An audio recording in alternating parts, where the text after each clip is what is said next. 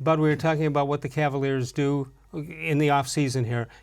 You wonder why, and you reiterated what I said, that you got to, unless some fluke happens, you got a long way to go before you can be competitive again. Why would John-Beilien want to come here? Because I think you keep hearing from people what a great move that was for him and for the Cavaliers, and you wonder why. What does he see in this? If it's a 5-year deal, and I don't see them getting playoff bound for those 5 years.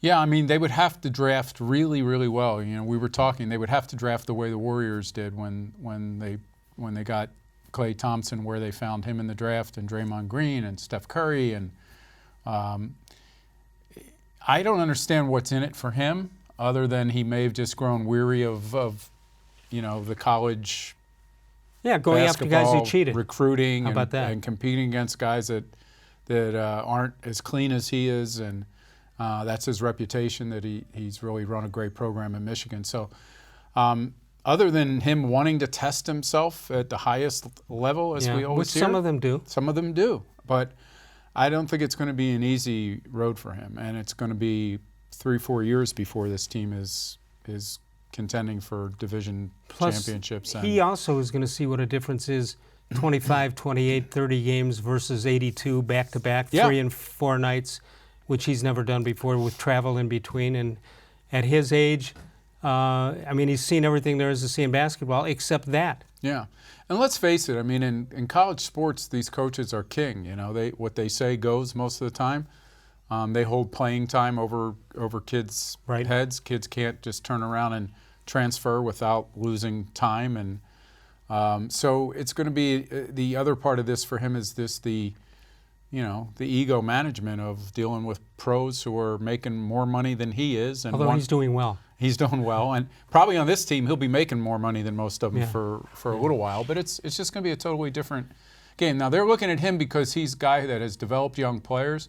He's taken guys that weren't blue chippers coming out of high school and helped turn them into lottery picks. Right. So, maybe he can find these young guys that they're drafting in this year and hit the accelerator on their development. That being said, I think more impressive than what you said is the fact that so many ex-NBA players have sent their kids to play under him because maybe the kid was not nearly as good as the father was or would become, and yet they felt under the guidance of Beilien, as opposed to maybe a bigger name coach. They entrusted their kids to go to play for John-Beilien. Yeah, I mean it's a shame that the difference between getting either that first or second pick and the 5th pick is probably a year or two of contention. It sounds crazy to say that. No, I think you're right. But if you got that one transformational player, then everything starts falling into place faster. People, maybe free agents, do want to come and play with you, as opposed to a guy that they might pick number 5 now, who they're not even sure what the guy is. He going to be an all-star player? Is he going to be a very good productive player for a number in most of years? Yes. Yeah. All right. Well, here's the other thing. If you couldn't get players to come here to play with LeBron James, how are you going to get people to come here to play in Cleveland without LeBron James? Yeah, I mean that's a great question, and the only way you do it is to get really good in a couple years without a superstar.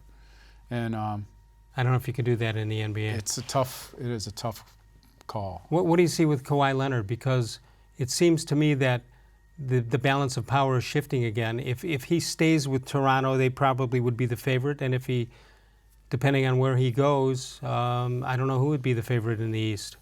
Yeah, I mean, you would think that it would be Milwaukee, but not in their showing in the playoffs this year. Yeah. I mean, I don't know. I don't have inside information, but it seems to me that the people who do are all pointing at the Clippers and saying that's where he's going to end up. Who, Leonard? Yeah, Kawhi Leonard. Well, that's an interesting battle for the headlines in L.A. In Los Angeles. And so then at that point, the Warriors aren't going to be the favorite next year, right? I mean, no, they already are third favorite. Yeah, there's no way they can be. Even if the only way they could be is if they re-signed Durant and Thompson and both of them came back next year at some point. And I don't think that's going to happen. No, we're not doctors. Thompson will re-sign with them. I believe it. I believe he wants to play with Curry. He wants to be there. And if Durant moves on, which I suspect he will, I see Thompson re-signing, but it's going to be 2 years from now before they can put it all together. I would have thought that Thompson might have wanted to play where his father is doing the broadcast, Michael Thompson. Mm-hmm.